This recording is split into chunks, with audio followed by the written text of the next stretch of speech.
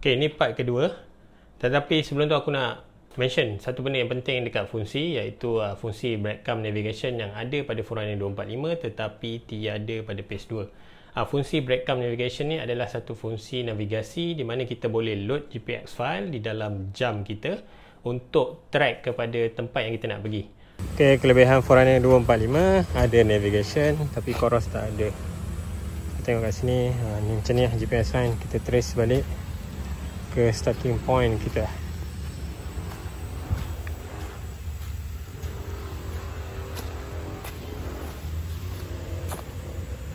Selain itu juga, bila ada breadcrumb navigation, kita akan ada fungsi trackback di mana kalau korang pergi satu tempat tu, lepas tu nak patah balik tak tahu jalan kan, korang boleh stop aktiviti tu atau gunakan fungsi trackback untuk kembali kepada tempat asal.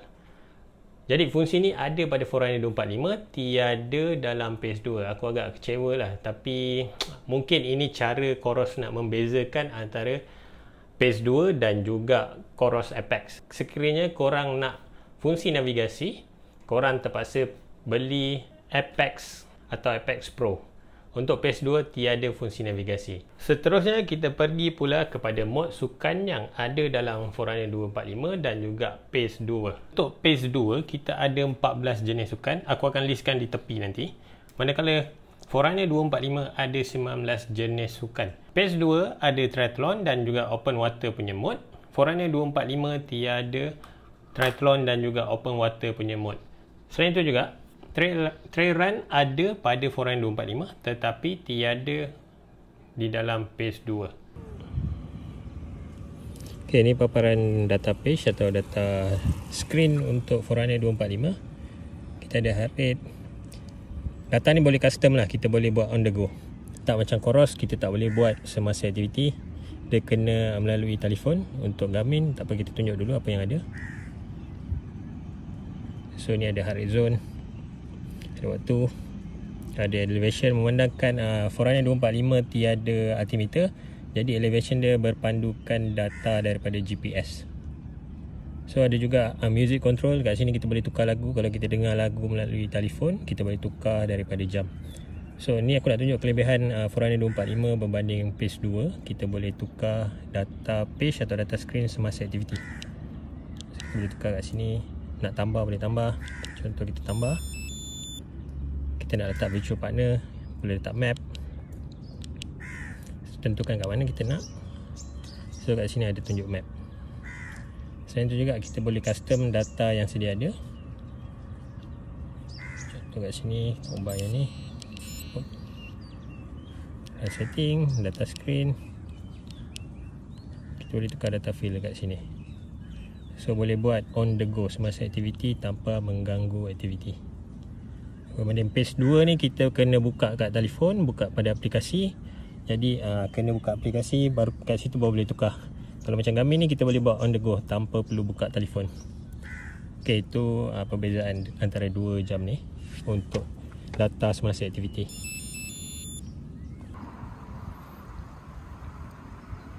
So ini simulation distance. Kita tengok GPS accuracy dekat Coros dah 10.03 km. Kat Garmin cepat 10 km. So tak banyak beza pun, lebih kurang 0.3 meter lah. Tak sampai. So kita tengok data selepas habis aktiviti.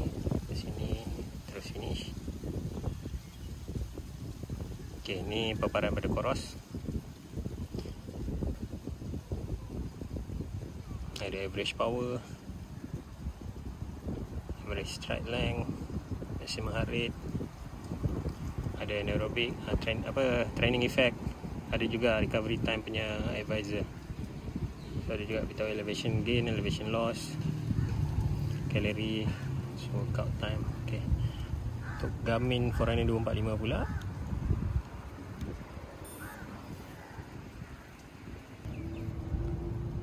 okay, macam biasa ada distance juga. Ada training effect, aerobic dan anaerobic effect. Ada juga bacaan VO2 max. Ada recovery punya time juga. So ada training status.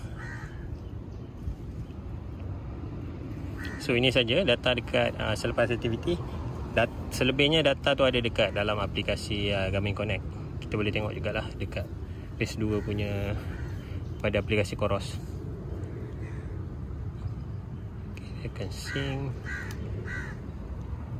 Okay, itu saja. Seterusnya kita pergi kepada benda yang selalu orang tanya, ketepatan GPS dan juga heart rate monitor antara dua device ni. Ini adalah paparan data untuk kedua-dua jam, iaitu phase 2 dan juga Forerunner 245. Daripada segi heart rate, kita tengok tak ada perbezaan yang ketara. Kedua-duanya bacaan hampir sama. Kalau tengok kat sini, yang warna purple ni adalah Forerunner 245, manakala yang warna biru turquoise ni adalah phase 2. Jadi kalau tengok kat sini, kenaikan heart rate tak ada yang jauh beza. Kalau kita tengok pun mostly sama sahaja. Jadi boleh kata kedua-duanya mempunyai bacaan atau optical heart rate sensor yang tepat pada pendapat aku. Tengok sini lebih kurang sama saja. Mungkin ada kat sini ada perbezaan, tapi tak jauh beza satu kedua mata. Kalau tengok kat sini pun berfungsi dengan baik. Seterusnya kita pergi kepada elevation. Di sini kita nampak kekurangan Forerunner 245. Ini kerana Forerunner 245 tiada altimeter terbina di dalam jam. Jadi kalau tengok kat sini, memang bacaan dia berpandukan GPS. Jadi sedikit diragui ketepatan dia pada pendapat aku. Tapi benda ni boleh di-adjust pada aplikasi Garmin Connect.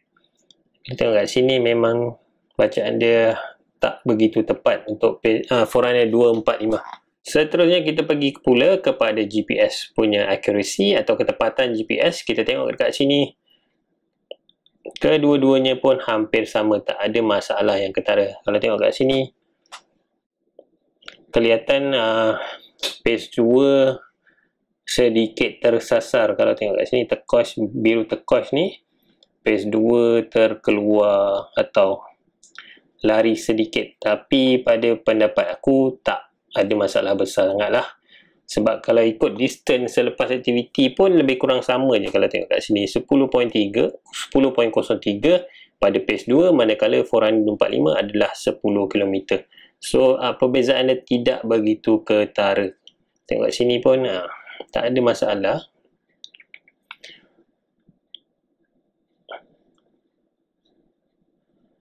Garmin pun kadang tersasar. Tapi benda ni pada pendapat aku tak ada masalah sangat lah. Kedua-duanya berfungsi dengan baik. Cuma aku tak sempat untuk simulate di bandar atau kawasan berbangunan tinggi. Kalau tengok sini, bila bawah jambatan, pada awalnya kedua-duanya hampir sama. Cuma bila masa balik, phase 2 sedikit offset keluar. Ni masa aku lakukan larian di Terra Trail.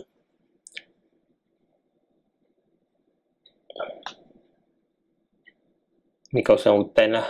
So nampak tak ada offset yang terlalu jauh antara dua device ni. Cuma di sini kalau tengok phase 2 tersasar ke tengah, tak ke dalam tasik. Tapi overall aku boleh kata accuracy dia tak ada masalah. Kedua-duanya hampir sama. Akhir sekali atau kesimpulannya, yang mana satu terbaik, phase 2 atau Forerunner 245? Pada pendapat peribadi aku tak bias mana-mana produk. Tapi aku akan memilih phase 2 sekiranya aku punya bajet bawah RM1,000. Dan juga aku mencari jam yang hanya boleh melakukan aktiviti larian dan juga ada fungsi triathlon. Jadi jam yang paling murah setakat ni di pasaran adalah phase 2. Manakala aku akan memilih Forerunner 245 sekiranya aku melakukan aktiviti trail running, sebab jam ni ada fungsi navigation atau navigasi.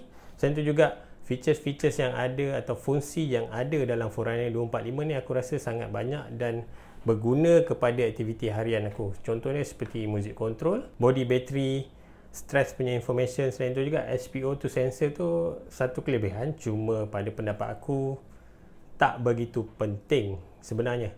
Tapi itu pendapat aku. Apa kata korang? Korang sendiri yang tentukan mana satu yang sesuai dengan aktiviti atau cara penggunaan korang. So, tepuk dada, tanya selera. Terima kasih kerana menonton sampai sini. Aku harap video ni membantu korang untuk mencari perbezaan dan juga meneliti mana satu fungsi atau jam yang sesuai untuk aktiviti korang. Kita jumpa lagi dalam video akan datang. Assalamualaikum. Bye-bye.